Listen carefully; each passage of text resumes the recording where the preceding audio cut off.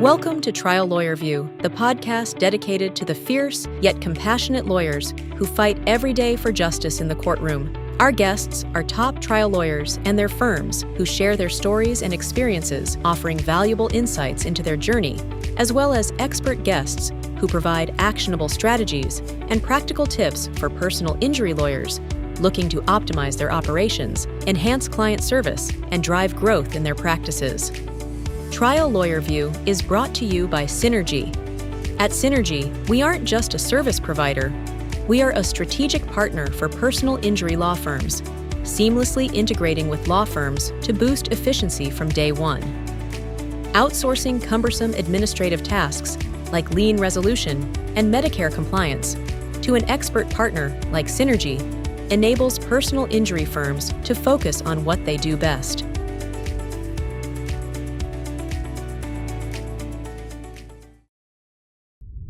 Welcome to another episode of the Trial Lawyer View podcast, where we are thrilled to welcome Rob Levine. He's the founder and CEO of Rob Levine and Associates. Rob's journey is a testament to his commitment to service and advocacy, which has led him to become a prominent figure in personal injury law. His firm, known for its focus on personal injury, Social Security, and veterans disability, has made a significant impact in delivering justice and support to clients across Rhode Island, Massachusetts, and Connecticut. With a career spanning over 2 decades, Rob has not only excelled in legal practice, but has also championed numerous philanthropic initiatives. Rob's expertise extends far beyond the courtroom, as he has adeptly utilized cutting-edge technology and innovative approaches to manage his law firm effectively. With the implementation of Domo software, Rob has streamlined operations and enhanced the firm's performance metrics, driving efficiency and growth. Additionally, his strategic use of offshore talent and outsourcing has further optimized his firm's capabilities. Today, we will delve into Rob's insights on law firm management, key metrics and management systems, the impact of technology on legal practice, and his unique array of companies that provide support services to personal injury law firms. Join us as we explore the practices and principles that have made Rob Levine a legal visionary. Rob, welcome to Trial Lawyer View, and thank you for joining me today on the podcast. Appreciate you taking the time. Thanks for having me. I really appreciate it. We were talking a little bit about CEO function in a law firm right before we started the podcast, and you were talking about you having the opportunity after you had built your own structure to go into another firm and really get in the weeds and help them.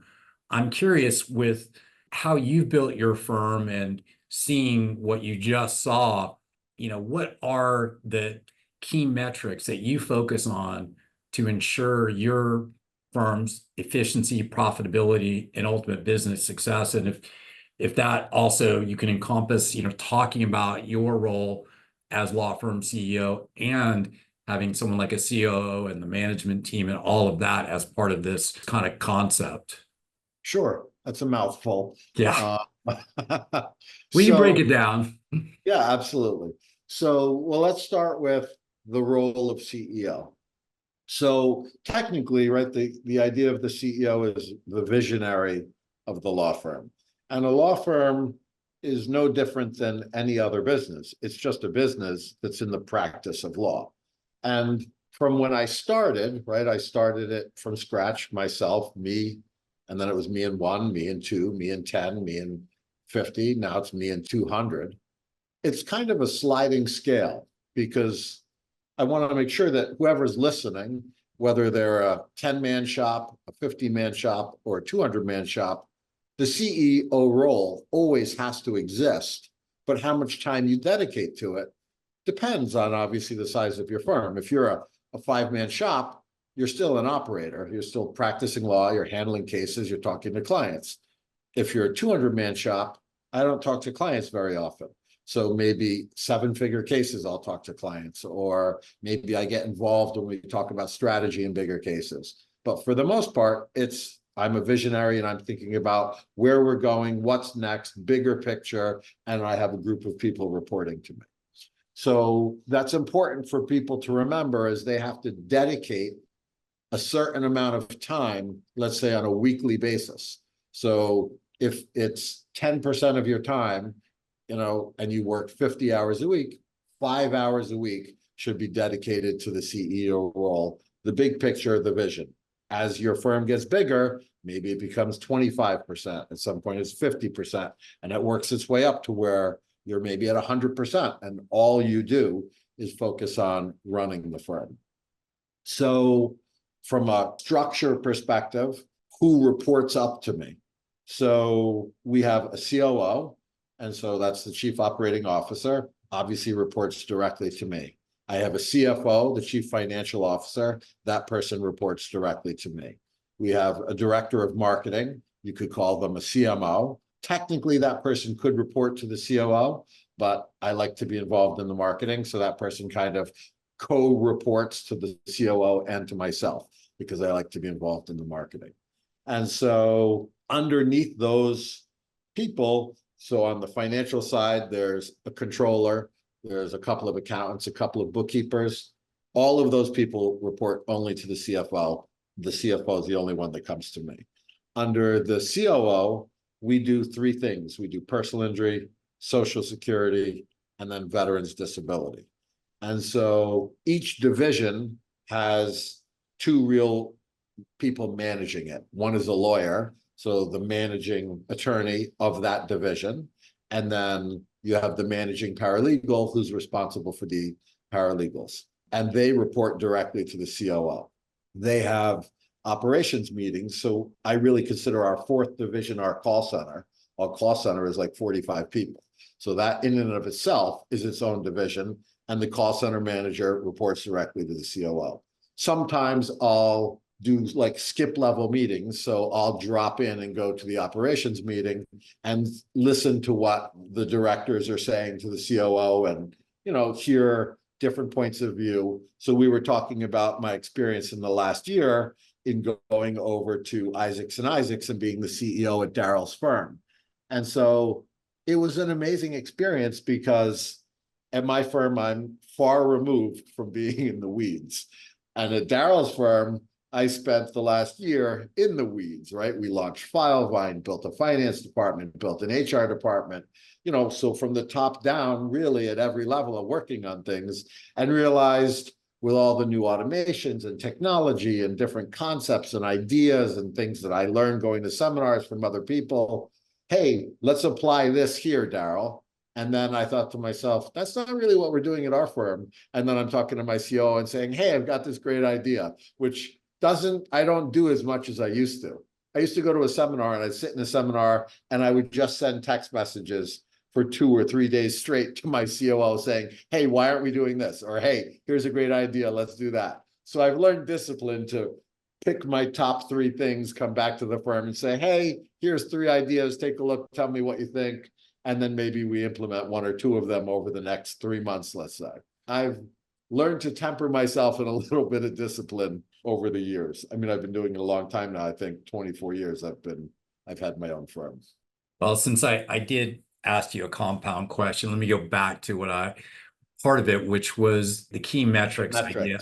I'm curious, like with your COO, what do you guys look at to make sure that the firm is operating with peak efficiency, profitability, and then ultimately leading to business success? Because I assume that, like other businesses, you have a scorecard, you have some type of way of evaluating how the firm is doing.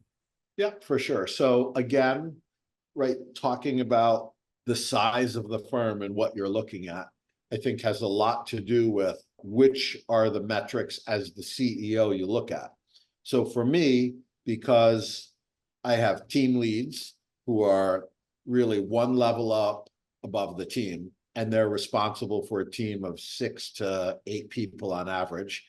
So they have no cases and they're managing those people and they're running their own reports and they're responsible, and their bonus structure is solely based on the success of their 6 to 8 team members. And then they're reporting to somebody who then reports up to a director. And the director is responsible for running their own reports. And then the COO, the CFO, the CMO all have their own reports. So I try at my level to pick out which reports are most important to me, because I'm listening to the COO on a regular basis. We meet twice a week. Well, we have an executive board, but in a normal situation where you're only running one business, right? Let's just say a law firm, because we're running multiple businesses, but just the law firm, your COO would be reporting to you. So I look at metrics that are really important to me that I want to see every day. So I start my day by looking at the first report is how many cases did we open? And so that report shows me each division, personal injury, social security, and veterans disability. It shows me the total number of cases we opened for the day, where we are month to date, and where our percentages to goal. So I have a goal set for how many cases I want to open for each division, and it tells me where we're at percentage to goal. It tells me how many cases we wanted but signed. So cases that we couldn't overcome an objection. Somebody says, I really thought I would call 3 lawyers and get, more information before I made a decision. Obviously, it's the job of that person in the call center to overcome it. So I look at our wanted but signed ratio. I look at the total number of leads compared to the number of cases we're signing. And so that's my first report. Every day, I look at how many cases we're opening. Obviously, I have a cash flow report. So it's a 13-week report, what we're expecting for revenue, what we're expecting for expenses, and that's run out by 13 weeks. So every week, it's being updated with the next week ahead, and it goes 13 weeks forward. We run financial projections. So the CFO, along with the COO, they have posted for the next 12 months, always forward 12 months. We're looking at all of our revenue, all of our expenses. So I have the actual projections, and then we post our true numbers against it. So I'm looking at how did we do against our projections? Are we up? Are we down? And so then if we're down, the question is, do we have expenses that are higher than what our projections were? Is our revenue below what we expected? And we talk about what do we need to do to fix it? What's the problem? Is it just an anomaly, or do we see a trend? And we run trend line reports to see which direction we're going, because obviously our goal is always growth. I don't think we've, in 24 years, ever been in a position where we didn't look for more the next year. People ask me often, when is enough enough? I don't know that there's really an answer to that question. I like growing. I love what I do. I love working a lot of hours. So I don't know that there's ever enough. And it's not about the money. It's more about, I like solving problems. I like making a difference in people's lives. I like contributing. I want to create a legacy. So it's a little of everything. It's definitely not focused on the money. I mean, I was a cop before I was a lawyer. So obviously, from a perspective of lifestyle, I live pretty comfortably compared to when I was a police officer, I had 3 jobs. And so, I mean, I have more than 3 jobs today, I guess, but it's not about the money. Because people always say to me, why do you need to make so much money? So yeah, it's not about the money. It's about the accomplishment and helping people and making a difference. Well, it's a byproduct of running a business well. I mean, everything you described are key things we use. I think any business that's successful and growing and the market responds to that, that's part of the natural order of things, is that. I'm interested in terms of your firm's operating system. What I mean by that is, some law firms use the EOS traction model, for example. Other firms have their own operating system. How did you build this, what you just described in terms of how you operate? Did you create a system? Did you use a system? What was the genesis of it? Yeah, so it's a great question. So I'll tell you first my Traction story. So I think Traction is an amazing program. We do consulting, one of our companies. We consult to other law firms. We have a mastermind. We can talk about it. And I have lots of clients who use Traction, and I think it really works well. When we looked at Traction and we hired an implementer, I just was not ready to be able to give up control, allow an implementer to tell us what they thought, to be in my seat as the visionary and focus on my role. I was in everyone's role. This is probably over 10 years ago, I think we looked at Traction. There was just no way I could sit back. It just didn't work for me. I wasn't personally ready. Today, it would definitely work for us. Our system isn't that different, quite frankly, than Traction. I mean, over the years, we've done lots of different things and different ways of reporting and set up our corporate structure differently. I mean, now we're running multiple businesses. So we created the executive board, which has COOs from different businesses that sit at the executive board level.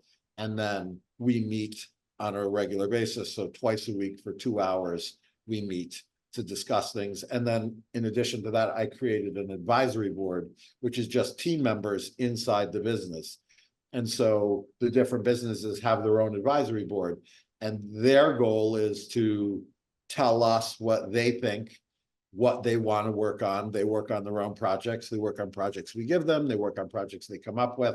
And so the advisory board and the executive board kind of work in tandem together on different things. And that's part of, from a change management perspective, how we roll out new ideas to the team. So you get executives and then you get team members, and we work together and then deliver that message. So it really works pretty smoothly.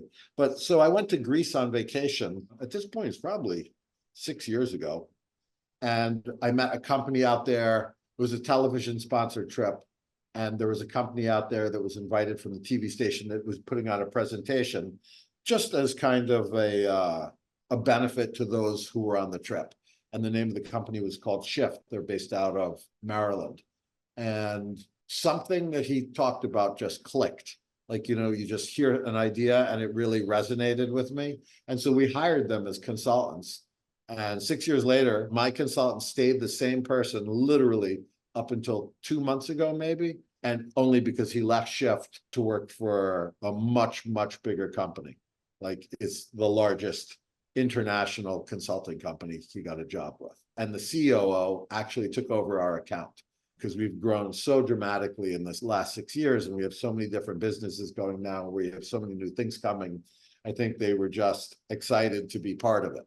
And so that's really where most of our structure and ideas came from, was our consultant from Shift. My thoughts, his thoughts, my team's thoughts, a lot of collaboration. Have you used that relationship with your consultant and also these masterminds to then bring that to other law firms and help educate back to you what best practices are within this kind of concept of how to run the law firm? 100%. Whether I'm running a mastermind meeting or consulting with someone, or I'm going to a meeting, it's always bilateral learning. If you're smart enough to recognize that there's always, we're on a journey, right? There's always something else to learn. And especially imagine with AI now. So it's insane the speed at which technology is traveling. I own 2 partners, Daryl actually, and then Hope Wagner, who used to be my VP of Ops. She came up with this idea to create an AI generative company that we use to do surveys of a business. So you answer about 1,000 questions, goes into the model, and then it basically gives you recommendations, scorecards. It will give you quarterly reports, all through AI. It's where AI is going is unbelievable. But so there's no question that the information I learned from my consultant and I implement in my law firm, and then I go to a seminar and I bring it to other law firms, and then I take from other law firms what I see that someone else is doing, and I apply it back to my law firm, bring it back to my consultant. The key is never to be the smartest person in the room, right? So you want to surround yourself with brilliant people, and then as a group or a consortium, you're all helping each other grow.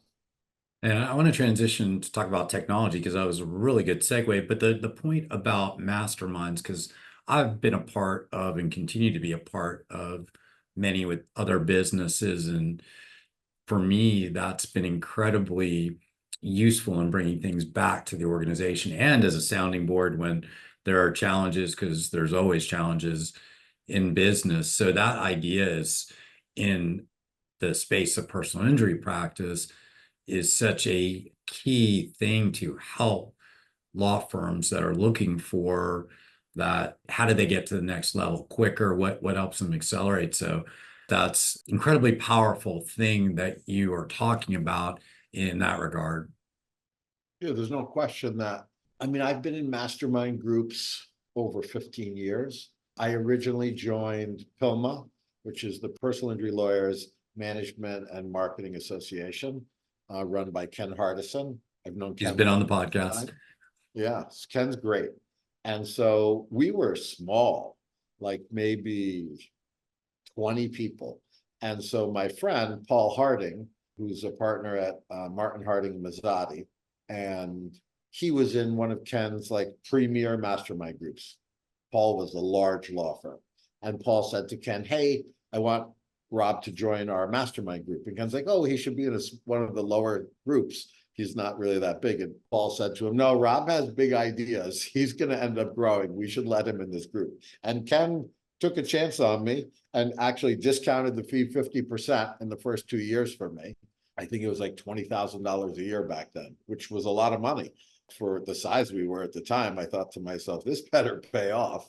And so it did in spades. I mean, so when I say that we do personal injury, Social Security, and veterans disability, I went to one of Ken's boot camps for Social Security, and I met Bethany Meeks, who was Ken's like #1 paralegal when Ken was running his law firm, and she was teaching the course, and they used the same case management system I did. And I went up to Ken and I'm like, hey, can I talk to Bethany and have her help us build the Social Security division? Sure, just work it out with her. He didn't even want part of it. It's like, whatever you work out with her. She started coming up to my firm, I think in the beginning on a monthly basis, well, probably weekly in the first couple of months, and then monthly and then quarterly. I owe it to her, no question, and Ken from what boot camp. And then veterans disability, I met Jan Dills in the mastermind group. Do you know Jan? Yeah. So she's in West Virginia, runs a huge veterans disability practice. And just listening to her in our mastermind group and her helping me is how we built a veterans disability practice. So I wouldn't be where I am if it wasn't for all of the great people I met. There's no question. Let's say you talked about AI, so I want to transition to a question around technology because it's, changing so rapidly and crucial for a modern personal injury law firm to keep up with what's going on and leveraging the software, case management software to ultimately manage their practices. So I wanted to ask you about Domo software because I heard you talk about it, and I'm curious about the specific features that maybe have been most beneficial of that for law firms in terms of tracking operations and performance, and whether that's just what you've observed using it yourself or external, whatever you think is going to be most relevant for listeners. Sure. So first of all, so everybody has an understanding of the scale of Domo, and I'll explain what it is. So if you watch the Indy 500 last year, all of the statistics, all of the data, all of the reporting, all was done by Domo. So Domo isn't software built for law firms. Domo is software built for any business, and lots of Fortune 500 companies use it. So what is Domo? So Domo is a single platform. Think of it with a set of tentacles, and those tentacles can attach to any other platform. So for example, if you're using Filevine or any other case management system, you can create a connection between Domo and Filevine to extract data. And when I say data, I mean any data point whatsoever inside the case management system, you can pull it into Domo. You can connect it to your QuickBooks. You can connect it to Google AdWords campaign. You can connect it to your human resources information system, so ADP or Paylocity. There is no platform it won't connect to. So if you run a on-premises server, there's part of Domo called a workbench. You can build it into your on-premises server and extract data. If it's in the cloud and there's an API, we connect to the API and we pull data that way. If there isn't an API, we can literally build a connector that will connect between Domo and whatever platform that you want to connect. I haven't seen something that's not connectable. So now you've connected to every source of information that you have. So instead of running reports inside each thing individually, you can now have a dashboard built in Domo, and individual dashboards, the fee they charge you is per extraction. So you're only paid for pulling data from a platform. what you do with the data, how many different dashboards you build for your whole team, one for your CFO, one for your CMO, one for you as the CEO, one for your team leads, one for your paralegals. No cost. And so now imagine taking, as the CEO, all of these platforms and putting dashboards together. And not only are they, when you run a report in QuickBooks, you only look at QuickBooks data. Inside Domo, I can say, I want to look at my data with QuickBooks against data from my case management system and project forward. And I want to do these other factors and these other variables. And now they've added in AI thinking into Domo. So I want the system to be able to think forward and project and consider all of these variable options and give me back reports on what I can look at. It's amazing. So to have your finger on the pulse of your business and have all of the information in one place, it's just amazing. So can you talk about the Domo software solution, how it's specifically played a role in integrating all of your data and analyzing your firm's performance? How do you translate that into using it to make sure the firm is running at peak or operationally efficient? Sure. So let's just talk about the case management system.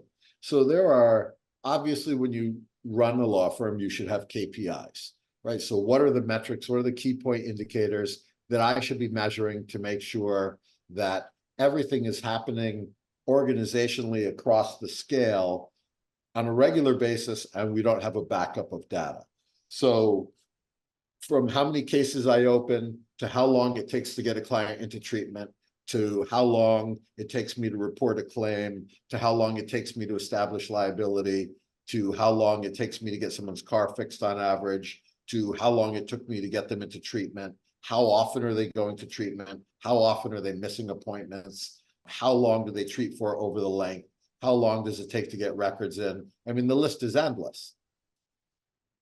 I can take all of those KPIs, extract that data, and create averages and say, send me a report for anything that's over and under. So I want to know anything that takes longer than X, this is all I want to look at.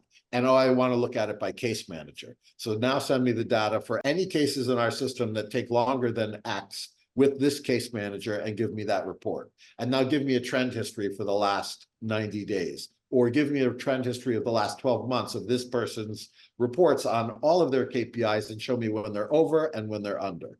I mean, if you can imagine it, you can do it. So to be able to compare one team member to another, to be able to compare one case type to another, to be able to compare within the same case type the amount of property damage to a vehicle. Show me our settlements for cases in property damage that were under $1,000, over 2,000, over 5,000, and tell me, plot for me the value of those cases. How did it affect our cases against length of treatment, value of treatment?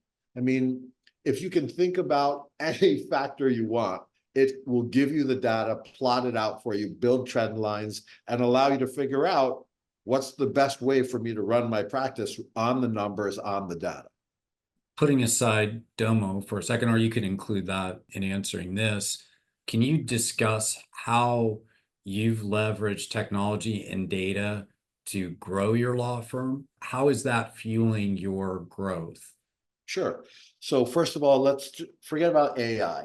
Let's just talk about the basics, and let's start at the beginning in the call center.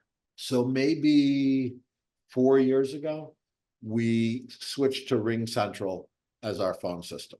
And RingCentral has an amazing setup in their phone system for just call centers. So you can have RingCentral Office, so that runs your whole office, and just like normal voicemails and forwarding and all that stuff, and then special software for the call center. So one day after everything's set up, I thought to myself, I wonder what's going on with all of the people who hang up, and how are we tracking that, and are we calling people back? And so we got on a call with one of the developers at RingCentral, and he's like, we don't have anything that does that. I said, well, I want to be able to call people back that hang up. So anyone who's connected to us for greater than 15 seconds, 15 seconds is like 2 rings. Less than that, literally they dialed and hung up like wrong phone number. So greater than 15 seconds, I want the system to automatically identify that they called, they connected, 15 seconds, they hung up without talking to a person. I want the system to automatically call them back and give them to the next call center person. And he's like, okay. So they scoped it, we paid for it, it didn't exist, and they built it. And so in the following 10 months after it was built and operational, we dropped about 2,000 calls where people over 15 seconds hung up. The system called all 2,000, and we signed 643 cases out of those 2,000 calls. If you figure out the average fee that a law firm makes, whoever's listening to this, what your average fee is per case, and multiply it out times those 643 calls, and then figure in your loss ratio, what cases you don't win, you're talking about millions and millions of dollars. That was 10 months. We've been doing it now for over 3 years. So when I think about the amount of money that we probably lost, and clients who come to me that don't have any idea what I'm talking about, have operated their business forever. Daryl, right? His law firm didn't have it. He's been practicing 30 years his law firm's existed. And anyone out there, think about, obviously we're a large law firm with a lot of business, but think about you're only losing 10 calls a month and you call them back and you save 5 cases. Your average fee is 10 grand. It's 50 grand a month. That's $600,000 a year. And we all have hangups. There is no one that doesn't have hangups. It's just part of the nature of call centers, right? There's always people who hang up for different reasons. My job from a technology perspective when I'm consulting and training and helping is to figure out where are the holes and how do we plug the holes, right? Because everybody has holes. We're all losing cases for one reason or another throughout the entire process. So there's one way that technology helped us grow significantly. Connected to that is just the Ring Central system. So in our intake center, we connected the phone system to our case management system. So on an inbound call, it automatically scrapes every single phone number in the case management system. So it immediately identifies from the caller ID coming in, does the phone number exist? If it doesn't exist, we assume that's a new client. Only new clients go into intake. If you run a receptionist, which is what lots of law firms do, and she has to answer the phone for your vendors, your existing clients, and your new clients, you have more hangups than anyone, because all she can do all day is barely get 2 words out of her mouth because she's trying to keep up with the phone keep ringing.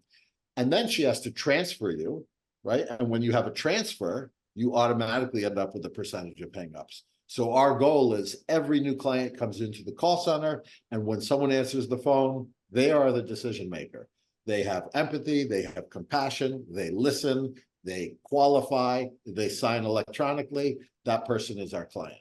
So just that connection, right? So is tremendously, well, that's really how, when I say for Daryl, we went from 190 to 300. So in my first year, we cut his marketing budget by $1 million.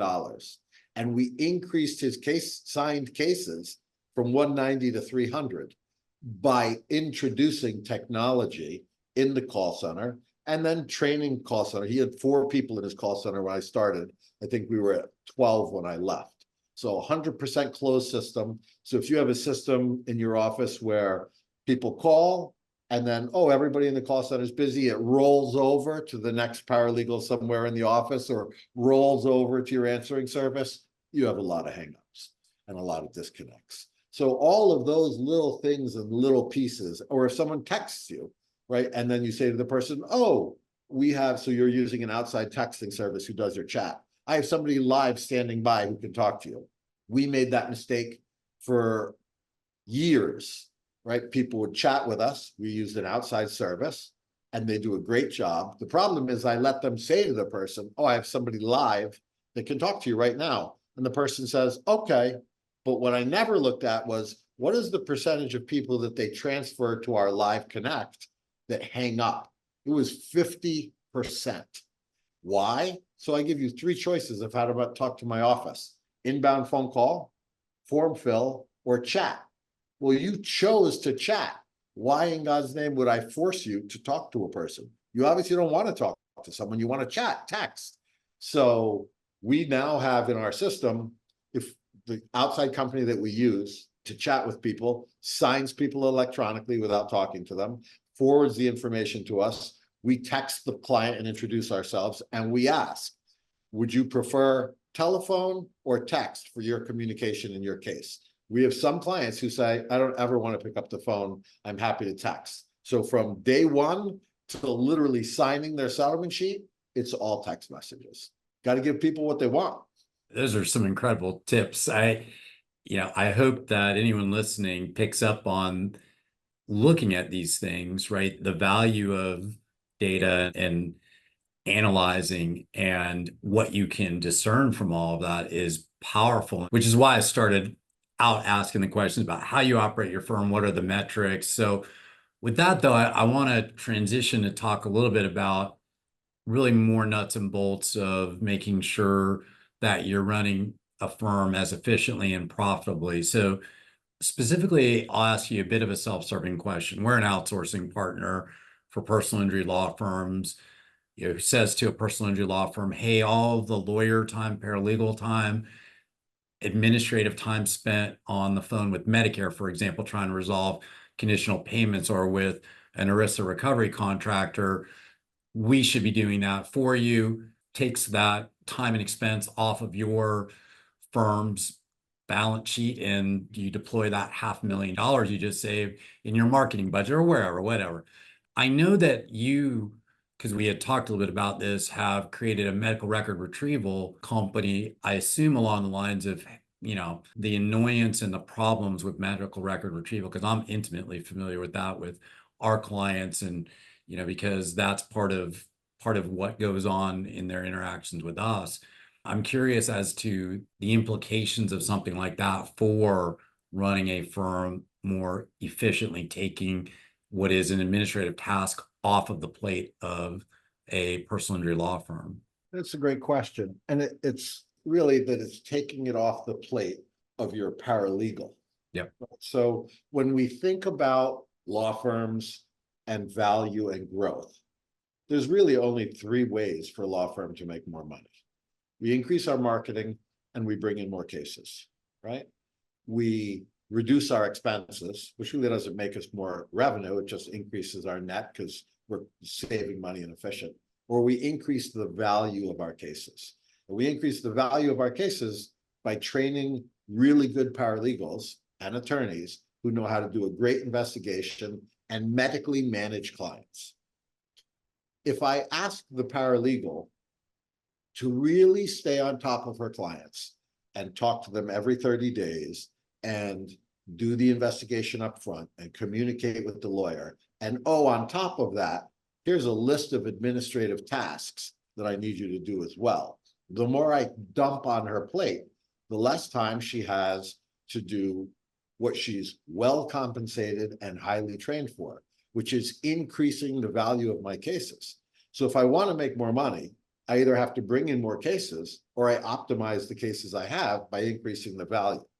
So by outsourcing, right? So sending to your company my liens, sending to my company medical record retrieval, I save in labor cost, number one, because when I outsource, I pass the cost on to the client.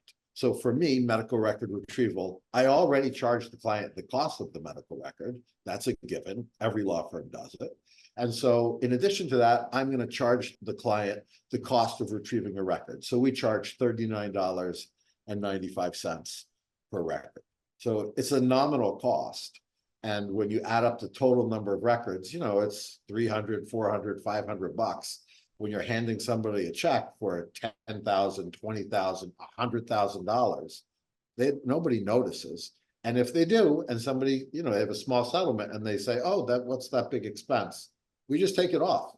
So for the amount of money that we're saving in the big picture, I want every client to be satisfied. So if I hear anything that creates any dissatisfaction, we just say, don't worry about it. We'll eat the cost. No problem. This is what you agreed to up front, but we're happy to eat the cost. And so we take it off their sheet. And so if you're really smart, you're going to have a line of credit. And so you're going to have one line of credit for your business, just for general operations, for carrying costs when you need to, and the other for the client expense. And in your fee agreement, you're going to put that you agree to pay any interest charges associated with your client expenses, such as ordering the police report, medical records, your cost, depositions, whatever the case may be. And you're literally running your law firm for free on those pieces, because the client pays the interest, the carrying cost, and then the client pays the actual expense. So, and then I'm increasing the value of the case by having the paralegal focus on what's most important, increasing the average fee, and in the beginning, setting up my investigation and building a solid case. So yeah, I think that outsourcing is extremely important for those pieces of the case that are administrative in nature.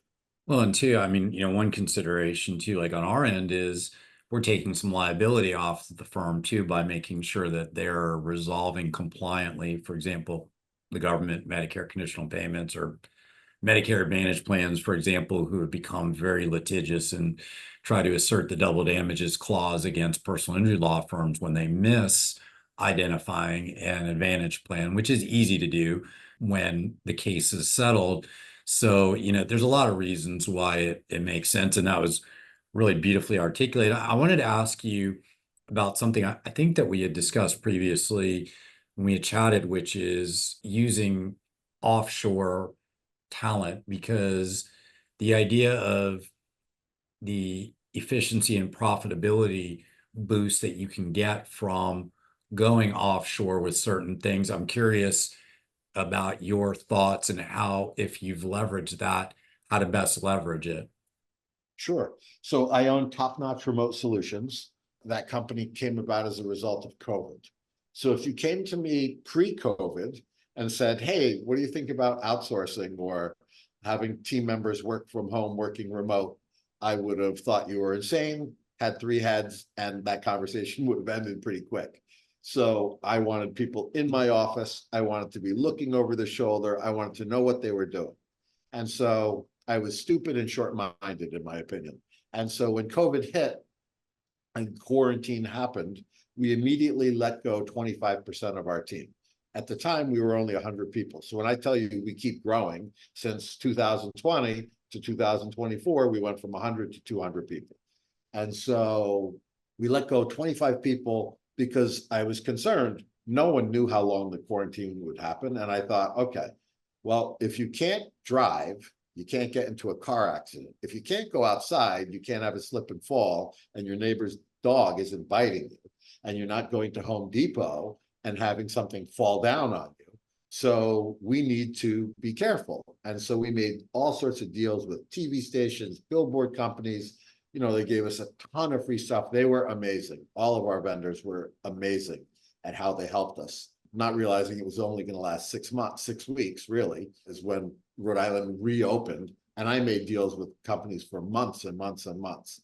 And so after we laid off the 25 people, I thought to myself, okay, I don't know how many cases we had then. Today we have like 11,000 open cases. Back then it was less than we have now, obviously. But how are we going to keep running all of our cases and giving great customer satisfaction with 25% less of our team? And so I got the idea of being international. Like, well, everybody's already working from home. We're set up to be remote. Like, we have offsite servers and offsite backup, and people can work from home. And we have a remote desktop server. We were always set up for it. We just never used it. And so we looked into hiring internationally, and I started using an agency. And within a few months, I thought to myself, I can do a better job than the agency can, which is really how Records on Time came about. So when I first wanted to use an outsourced medical record retrieval company, I used a company called MediConnect, which was based out of India. And so I got a million complaints from all of our vendors complaining they didn't understand what they were saying. They were calling 6 times a day. They were just hassling people. And I thought, we can do a better job. And I built our own record retrieval company, but just for my law firm. So it had its own name, own tax ID number, like it was separated, but they worked for me. And then after several years, I thought, we should be doing this for other people. And that's when it expanded. So the same thing happened. I thought to myself, I really don't like the way this agency relationship works. I don't have really control over the team member. I don't really know how much they're getting paid. Retention seems to be a problem, and I don't think they're getting paid enough. They're not being treated properly. So we opened companies in Colombia and Peru. It's called Top Notch Remote Solutions. We have, I don't know, over 300 now, I think, over 300. It's more than that, probably. We have a lot of people outside the country that work for Top Notch in both countries. And we've expanded now into the Philippines. I'm using an agency at the moment in the Philippines, trying to figure out the system there, but I think we're probably going to open our own company there.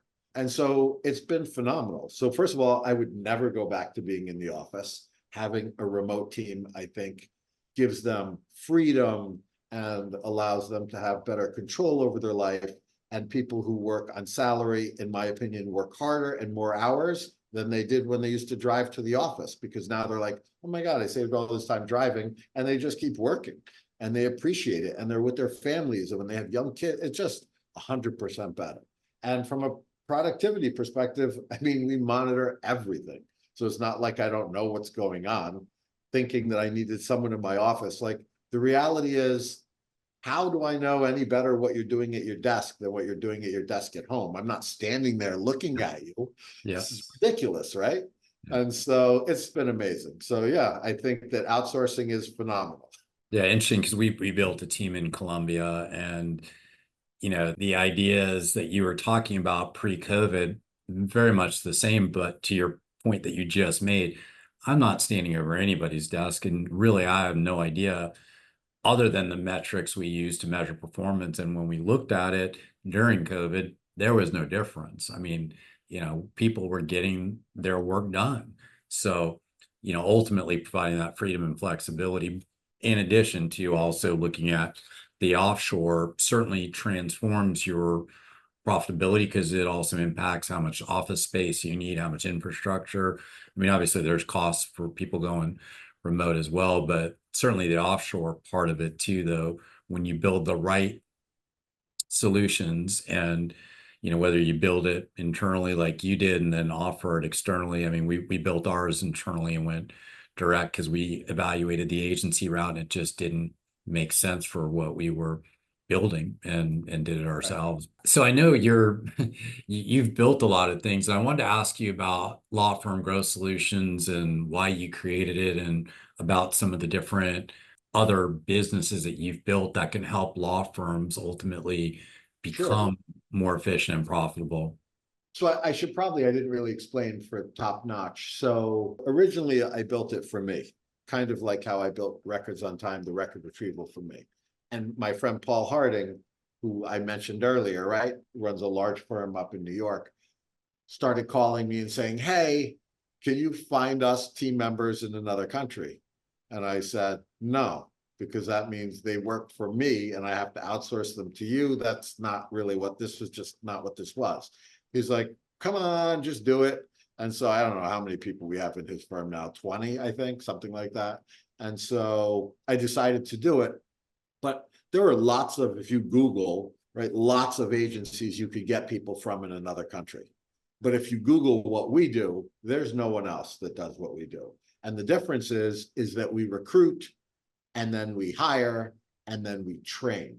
So I hired the training and development director from T-Mobile. So she ran all of T-Mobile's training and development programs. And she built, for me, an entire training and development program.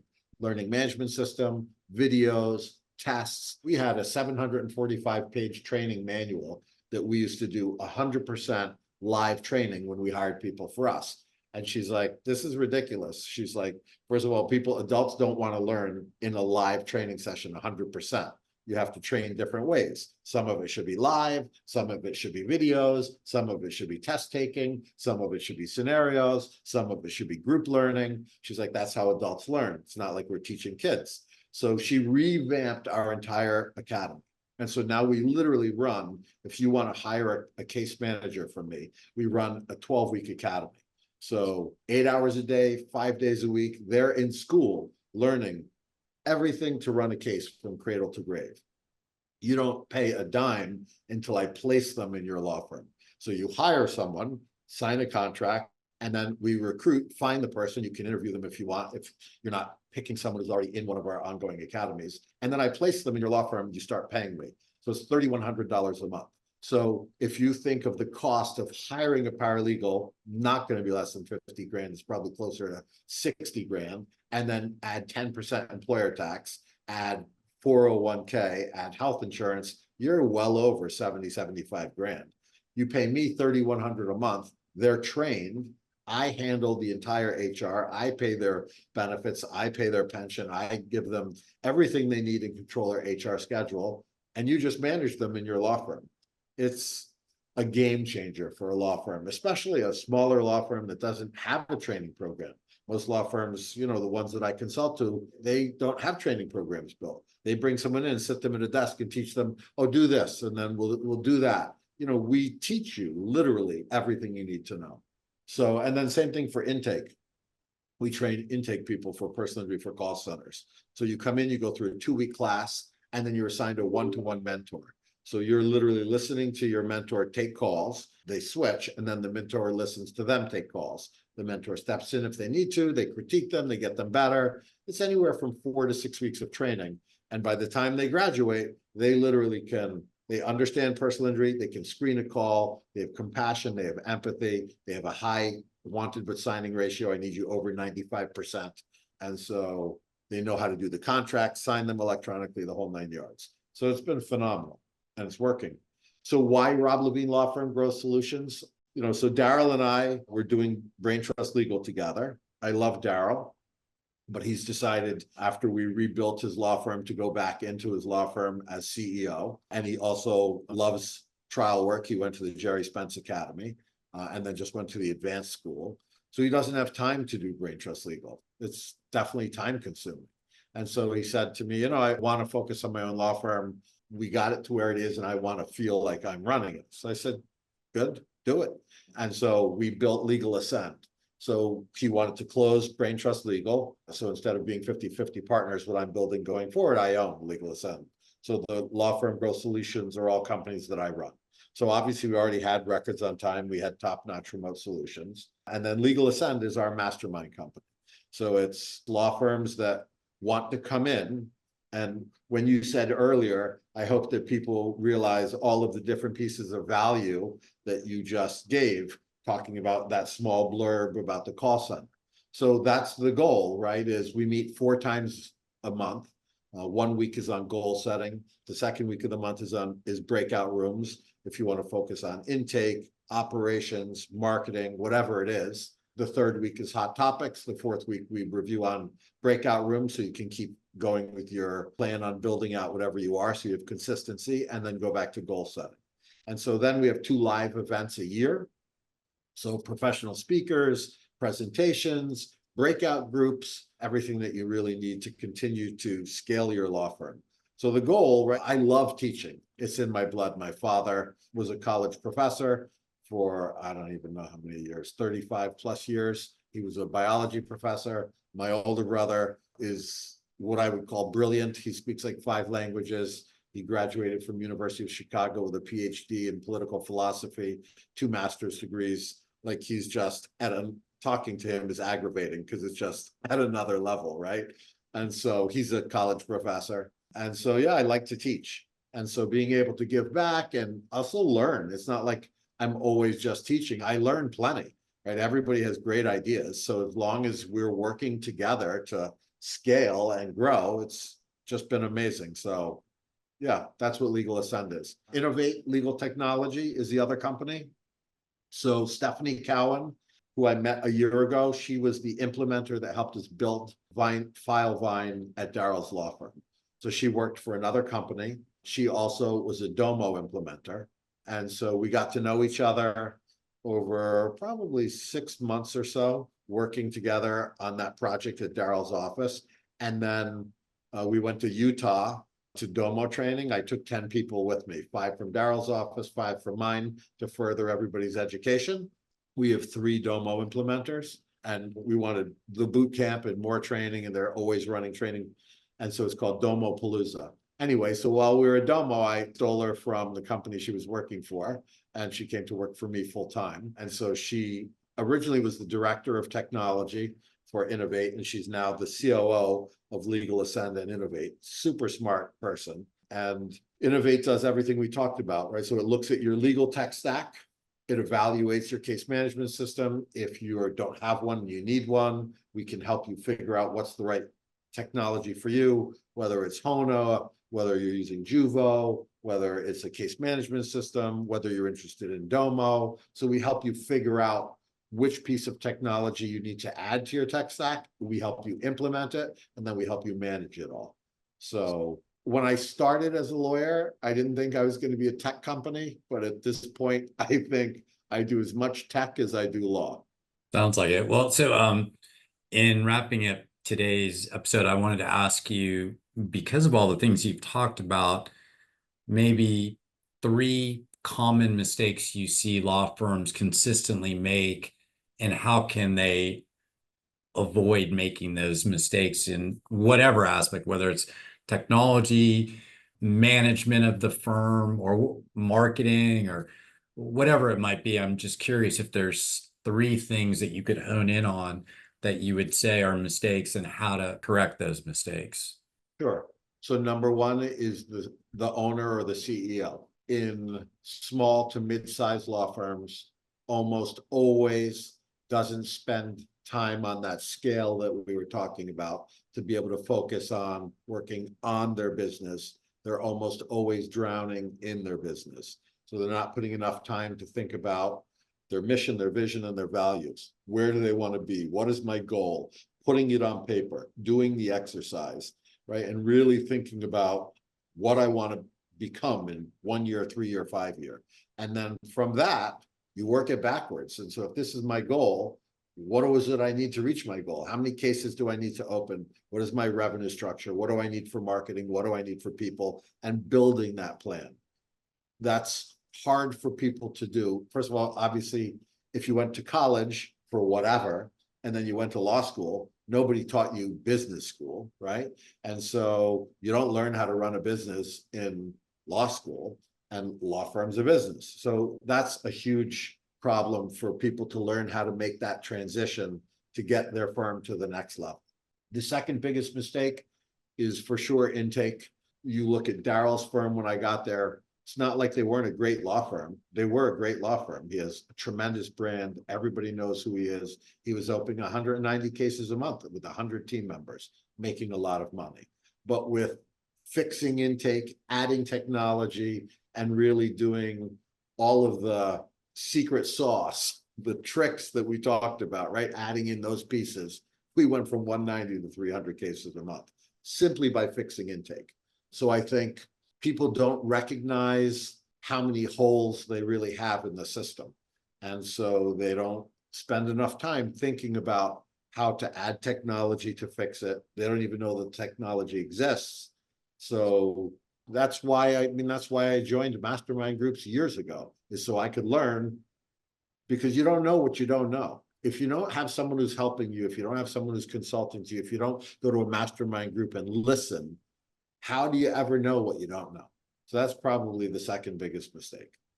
The third, I guess if you said marketing, I would say that every law firm should build their Google business profiles, update it, and turn them into LSAs. So local service ads are without a doubt across this country, pretty much uniformly, the lowest case acquisition cost. And there's lots of law firms I know that don't even know what an LSA ad is, never mind how to optimize it and what to do with it.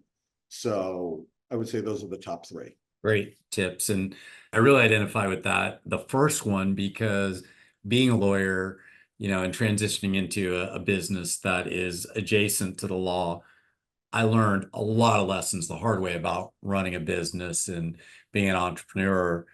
And none of it did they teach you in law school. And my undergraduate was in psychology, so I didn't have a business degree. Ironically, I went to Florida State for law school, and they had a dual MBA JD program at the time. And I thought, what do I need to do that for? In retrospect, it would have been probably the best decision I could have made. So I wouldn't have made so many, or not just had that foundational, I guess, benefit of the business side of all of this, right? It's such a key point that you started with. I mean, there's no question. We all just keep learning, right? So, for instance, Records on Time has its own URL, Top Notch has its own URL, and then we didn't even have the Rob Levine Law Firm Growth Solutions. They were all independent. And so now we're just starting to think about, because we added Legal Ascend and Innovate, from a marketing strategy. This is difficult. Like, how do we communicate? What's our elevator pitch so people understand what we do? Where's the one place that they can go? So now we're rethinking, right? How do we brand and market and figure out how to tie all of it together so that it makes sense to people? So, I mean, I learn every day. And Yeah. if you don't have that mindset, right, that to be the CEO, be the visionary, think about what's next, and listen and learn, it's hard to grow. Yeah, growth mindset. Last question, and I always ask this of trial lawyers that come on the podcast, and it's what's your view as a trial lawyer, which is really an invitation, open-ended invitation as we close, talk about whatever you want to leave the audience and listeners with as we close it out.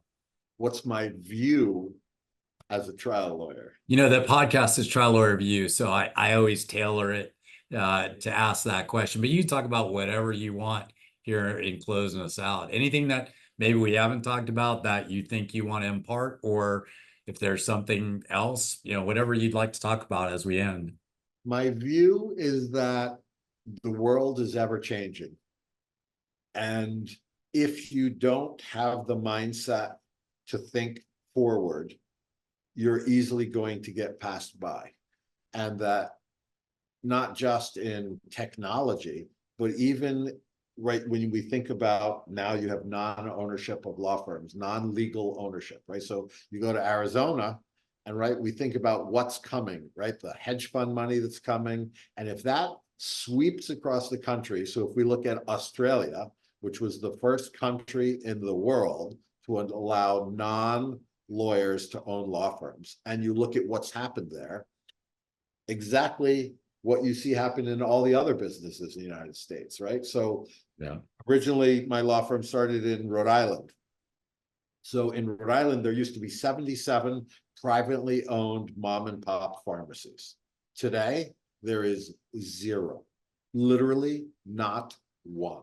And you're talking about only 20 years. In 20 years, it went from 77 to 0 because of CVS, Walgreens, and the killer was Walmart, because Walmart makes so much money in their superstore that they just give away things to bring you in. So pharmacy is a giveaway. Come in, we'll give you a free antibiotic, we'll give you a free this, we'll give you a free that. And then they spend a ton of money on other things. And so when hedge funds take over the United States and you see these monster law firms pop up, the mom and pop shops are going to have a hard time competing, because so you either build now so that you can sell when the time comes, or you're big enough that you can compete because you've created your share of voice, your foothold, that somebody's going to remember who you are, and you can compete against the huge amount of money that's going to be coming into the market. Now, maybe it never happens. Do I think it's going to happen? Yes, that's my opinion. I would bet on it. Well, I just look around here. Advent Health used to be Florida Hospital here. They have bought up almost every medical practice in town. There is not a doctor's office that you can walk into here in Orlando, Florida, most often that's either not Advent Health or Orlando Health. Orlando Health is Orlando Regional Medical Center. They've just bought up everything. And I think you're right that down the line, depending on what states do, if Arizona is a model that gets adopted everywhere, and over time, it's going to be that. Right. So, and people don't think about it. It originally started in Washington, D.C. Yep. So for the longest time, you could have non-ownership of law firms in Washington, D.C. No one ever really paid attention. Then it happened in Arizona. Then Utah created like the sandbox environment. Other states are all talking about it. Just hasn't passed yet. It's coming. Yeah. Yeah, agreed. Rob, if someone's been listening to this episode and wants to talk to you about whatever, maybe referring a case to you because they've got a case in Rhode Island, or they are interested in any of the businesses that you've talked about today that you've created to support law firms, what's the best way to get in touch with you? The best email address for me is the one that's my name. So it's just rob@roblevine.com, or you can call me. So my cell phone is 401-714-1746. And we'll include those in today's show notes. Rob, incredible episode. Thank you for joining me today, and we'll see everybody on the next episode of Trial Lawyer Review. Thanks for having me. I appreciate it. This was another episode of Trial Lawyer View. We hope you enjoyed today's guest and discussion. Tune in to our next episode for more helpful insights from fellow trial lawyers and practice experts. This podcast is brought to you by Synergy. Visit partnerwithsynergy.com to learn more about how Synergy can free your firm to focus on what it does best.